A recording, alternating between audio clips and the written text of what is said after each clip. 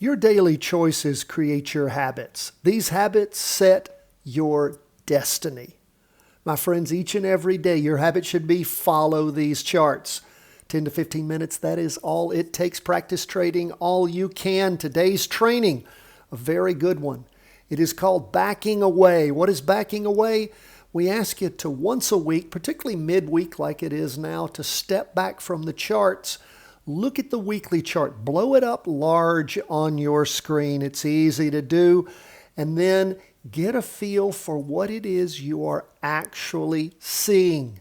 Take the larger view, as Miyamoto Musashi would tell you. See things far away as if they're close, and close things as if they are far away. You can tell I'm a Miyamoto Musashi fan. Let's jump into these charts. Everything down except Bitcoin.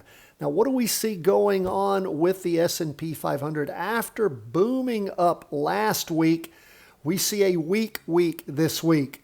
We've got a little bit of a down movement on that candle and an up movement on it also, talking about wicks.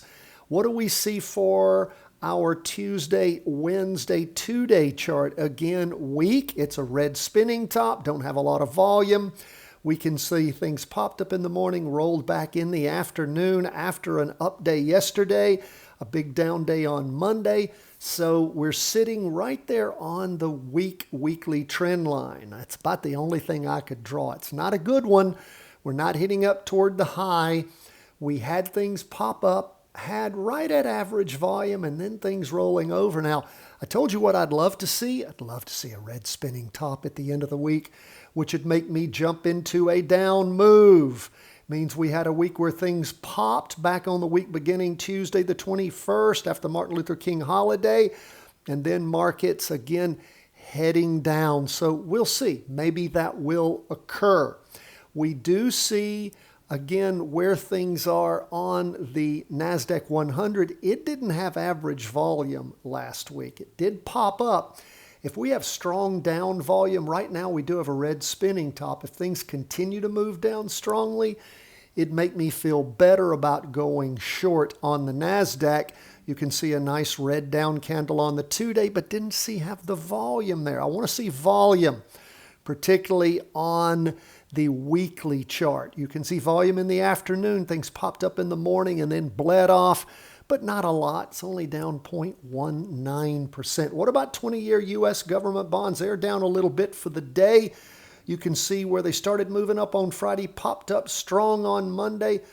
Again, weak on Tuesday, up on Wednesday morning, but pulling back in the afternoon. But again, only down 0.20%.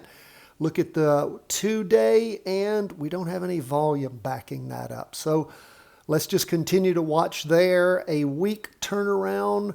It is moving up. It is green. But again, not anything making us feel strong about continuing.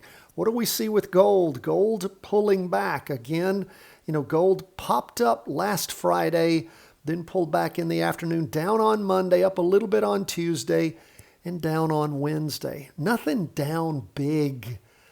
Gold down 0.38%. You can see on the 2-day chart how weak it is. Weak in volume, weak in move. And of course, this week, who knows, we might get to average volume. Would love to see gold really crash over hard, give us a red spinning top, lots of volume, telling us that it's moving off where it has topped before. That's what the chartreuse, I guess that's the best color I can come up with. That's what these lines mean for us, is potential ceilings. So let's keep an eye on gold too. Now, what about Bitcoin? Bitcoin's the only up for the day, 3.06%. But look at that, a green spinning top. Volume's looking okay with 2 days to go. Look at the 2-day. It's weak for a 2-day candle. And we can see a doji there. And we can see, again, Bitcoin down big on Monday like stocks were, sliding sideways since then, up some at the end of the day, but no volume. No volume, strong volume at all on the half day, the 2-day, maybe the weekly. We'll see.